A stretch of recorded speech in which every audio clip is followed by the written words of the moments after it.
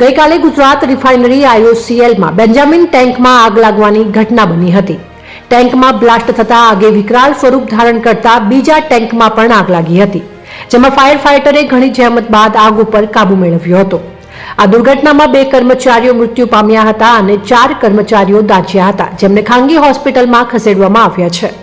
ત્યારબાદ 2 મૃતકો ધીમંત મકવાણા તારાપુર અને શૈલેષ મકવાણા કોયલીના પરિવાર દ્વારા ગુજરાત રિફાઇનરી ખાતે ન્યાયની માંગણી સાથે પરિવાર ગેટ પાસે વળતર મળે તેની માંગ માટે આંદોલન પર બેઠા છે અને 1 કરોડ રૂપિયાની સહાય મળે તેવી માંગ મૃતકના પત્ની દ્વારા કરવામાં આવી છે।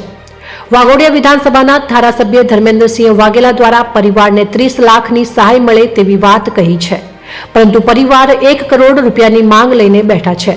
ત્યારે ધર્મેન્દ્રસિંહ વાઘેલા દ્વારા તેમના પરિવારના 2 સભ્યોને લઈને IOCLના એક્ઝિક્યુટિવ ડિરેક્ટર એડમિન સાથે વાટાઘાટો કરવા માટે નીકળ્યા છે અને ધર્મેન્દ્રસિંહ વાઘેલા દ્વારા જણાવવામાં આવ્યું છે કે મૃતકને કોઈપણ આર્થિક વળતર સાથે તેની કિંમત માપવામાં ન આવે, પરંતુ બાળકોના ભવિષ્ય અને શિક્ષણ તેમજ પરિવારનું ગુજરાન ચાલે તે માટે વધારામાં વધારે આર્થિક વળતર મળે તેવી ધર્મેન્દ્રસિંહ વાઘેલાની પણ લાગણી અને માંગણી છે। હવે જોવાનું રહ્યું કે કંપની દ્વારા મૃતકોના પરિવારોને કેટલી સહાય આપવામાં આવે છે અને પરિવારને સમાધાન થાય છે કે નહીં તે જોવાનું રહ્યું। સમગ્ર IOCL કેમ્પસ પોલીસ છાવણીમાં ફેરવાઈ ગયું છે। ડીસીપી અભય સોની સહિત ક્રાઇમ બ્રાન્ચના પોલીસ કર્મચારીઓએ કાયદો અને સુરક્ષા વ્યવસ્થા જળવાઈ રહે તે માટે પ્રયત્નો હાથ ધર્યા છે અને લોકોને સમજાવટથી કામગીરી કરાઈ રહી છે।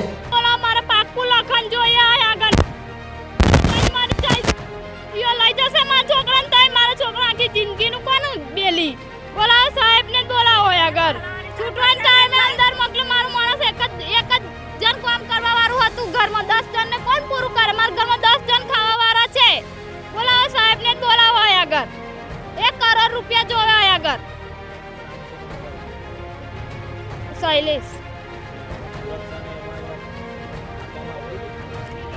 કશું નહીં। અગર આવું થાય તો અમને કોઈ કીધું નહીં, એમને ફોને નહીં આવ્યો, હજુ અમને ખબર નહીં। તારે આજુબાજુ વાળાએ કરાયું તારે 8 વાગે સવારમાં અહીંથી અંદર મોકલ્યા હતા નાસ્તો આપવા, તો આવું થાય તો એ લોકોએ અમને જણાય છૂટવાના ટાઈમે અંદર મોકલ્યા, તો આવું થયું તો અમને કીધું નહીં। એ લોકોએ અમને જાણે નહીં કરી, હજુ નહીં કરી અમને। તારે કેન્ટીનમાં અંદર નાસ્તો એવું આપવા મોકલ્યા હતા, પાણીના જગ એવું, તો અત્યારે મને જાણ નહીં કરી, કશું કીધું નહીં। મારે પાક્કું લખન જોવા આગળ, પાક્કું લખન જ જો, એના કારણ મારો છોકરો અહીં લઈને મરી જઈશ। કંપનીમાંથી કોઈ આવ્યું કોઈ નહીં આવ્યું, કોઈ આવ્યું નહીં કહેતું, હજુ અત્યારે લગી અમને કશું કીધું નહીં।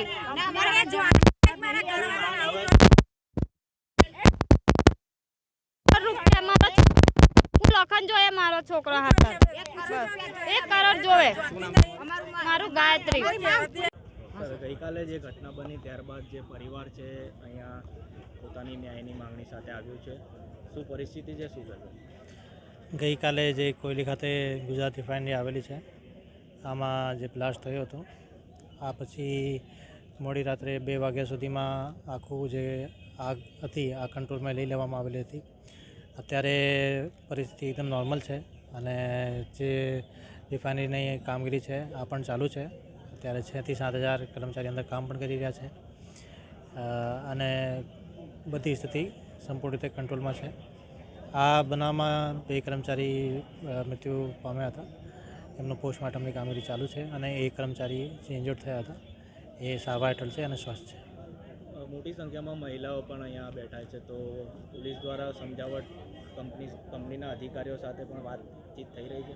હા, જે મેનેજમેન્ટ છે, કંપનીનું મેનેજમેન્ટ આ અંગે વાતચીત કરી રહ્યા છે અને જે પણ નિર્ણય મેનેજમેન્ટ દ્વારા કરવામાં આવશે આ એમના સુધી પહોંચાડવામાં આવશે।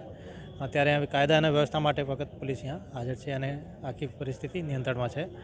મેનેજમેન્ટ જે નિર્ણય કરશે આ અંગે આગળ